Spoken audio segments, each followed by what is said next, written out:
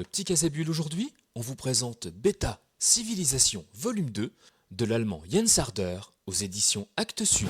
Jens Harder, donc c'est un auteur allemand qui a eu comme idée assez folle, même complètement folle, en 2009, de raconter en bande dessinée de la création de l'univers jusqu'à la fin de l'univers. Ouais. Donc, voilà, avec 3 volumes. Alpha, création de l'univers jusqu'à l'apparition de l'homme, à peu près. Beta, pour l'histoire de l'humanité telle qu'on la connaît jusqu'à à peu près notre époque. Et Gamma, qui serait une prospective science-fictionnelle, genre qu'est-ce qui va se passer voilà. D'ailleurs, Beta, qui devait être qu'un seul volume, mais qui, voilà, il est tellement pléthorique, voilà, il en a fait 2. Il en a fait 2. Et ça s'étale sur, depuis 2009, voilà, ça prend son temps. C'est pas vraiment gênant. Parce que l'idée de Jens Harder, c'est vraiment de mettre en image la création de l'univers dans Alpha. Et pour ça, alors il y a du texte scientifique avec toutes les étapes de la création de l'univers, le Big Bang, le refroidissement du gaz, l'apparition des planètes géantes gazeuses. Enfin, tout est rigoureusement scientifique.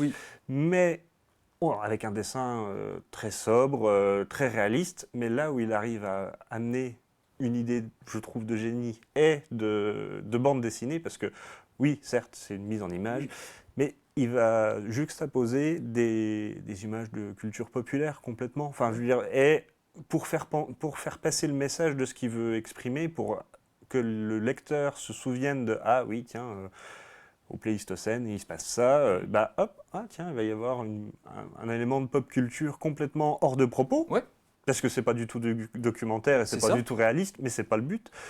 Par exemple, à l'époque des dinosaures, pouf, une petite image de Denver le dinosaure. Et donc voilà, c'est des trucs comme ça. C'est histoire d'ancrer dans la mémoire toute l'histoire qu'il veut raconter depuis les débuts de l'univers. Et c'est très malin, c'est vrai que c'est très malin. Et ça marche très bien, et à chaque fois on est surpris parce que, alors oui, j'ai pris l'exemple de Denver le dinosaure, c'est complètement idiot, mais voilà, c'est l'idée à chaque fois de mettre en parallèle, de mettre l'un à côté de l'autre des éléments qui se répondent pour faire un petit peu du lien, du sens, remettre en perspective les visions. Par exemple, pour les dinosaures, il s'est inspiré des gravures anciennes du 19e, sauf qu'à l'époque, on représentait d'une certaine façon les dinosaures. Depuis, la science a évolué et on sait que c'est pas réaliste. Mais voilà, donc c'est vraiment aussi une recherche de sens sur le sens de l'image. Et ce qu'on leur fait dire, de façon voulue ou non. Et alors oui, c'est de la bande dessinée, mais c'est aussi un livre d'art. C'est pas une encyclopédie, mais en même temps, ça l'est presque quand même.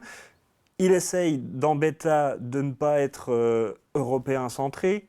On a vraiment aussi ce qu'on sait sur les Mayas, sur les peuples océaniques. Enfin voilà, c'est vraiment une histoire globale de la Terre et de l'humanité, avec des éléments frappants dans la narration. C'est une expérience de lecture qu'on n'a pas. D'ailleurs, Alpha avait eu le prix de l'audace à Angoulême en 2009. Voilà, c'est vraiment un bouquin hors norme et qui est passionnant à lire et qui... Alors, ce sont des bouquins qui font 400 pages chacun. Ça se feuillette, ça se laisse reposer. Enfin, je veux dire, c'est pas un récit... Mais c'est très intelligent, ça prend pas le lecteur pour quelqu'un de bête, justement. Ça prend le lecteur pour quelqu'un d'intelligent. Et en même temps, c'est très pédagogique.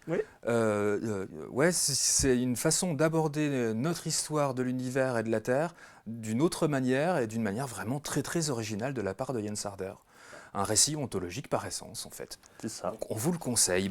Alpha, Beta et Civilisation Volume 2, là, qui vient de sortir, mais les 3, finalement. Et après, il y aura Gamma, mais dans quoi ? Dans 10 ans ?